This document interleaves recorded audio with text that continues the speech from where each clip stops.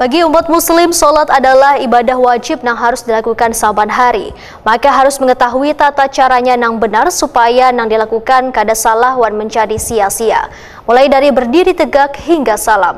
Ini disampaikan di Kultum Ramadan Jeda Tarawih malam ke-29 Ramadan 1445 Hijriah di Masjid Al-Muslimun Jalan Ayani Pal 7 Komplek Mahligai Sejahtera malam Senin 7 April 2024.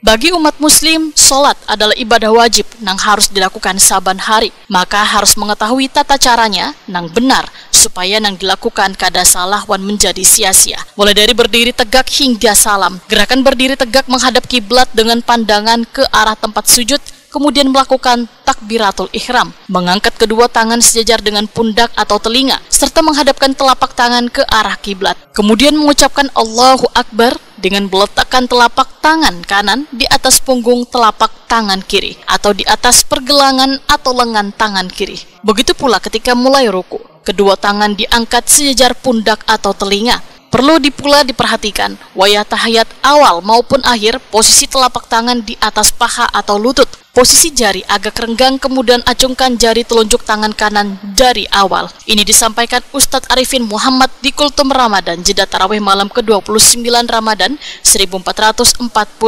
Hijriah di Masjid Al-Muslimun Jalan Ahmad Yani Pal 7 Komplek Mahligai Sejahtera malam Senin 7 April 2024. Ustadz Arifin Muhammad memadahkan wayah kita mengangkat takbir telapak tangan haruslah menghadap kiblat. Sejak kapan kita melakukan itu? Oh, udah seharian. Apa dasarnya? Pertanyaan kedua. Oh, ini abah ulang mengajari. Ada nggak dasar sunnah? Nah, jadi kebanyakan orang Allah bertulis ini ya. Padahal menurut sunnah Rasulullah SAW, orang takbir itu sama dengan orang waktu tawaf, ya, maka tangan ini menghadap kiblat. Kalau ini kan kita menghadap kiblat, banyak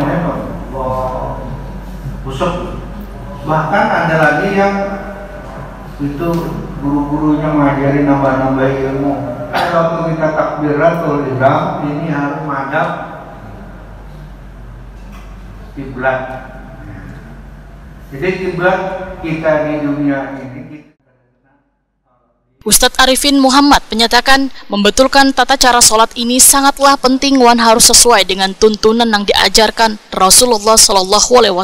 Kada boleh ditambah-tambahi. Maka perbaikilah tata cara sholat kita mulai dari wayah ini. Wan bersyukur ada orang yang mengajari tata cara sholat benar agar sholat kita kada sia-sia. Orang memberikan membujurkan apa kita sahih. Jangan sahih. Kita di akhirat bukan yang mengadakan ini. Nah, kita bersyukur kalau ada orang yang... Ustadz Arifin Muhammad berharap sehabis Ramadan, maka ibadah wan keimanan kita akan semakin meningkat, serta dapat kembali dengan Ramadan yang akan datang.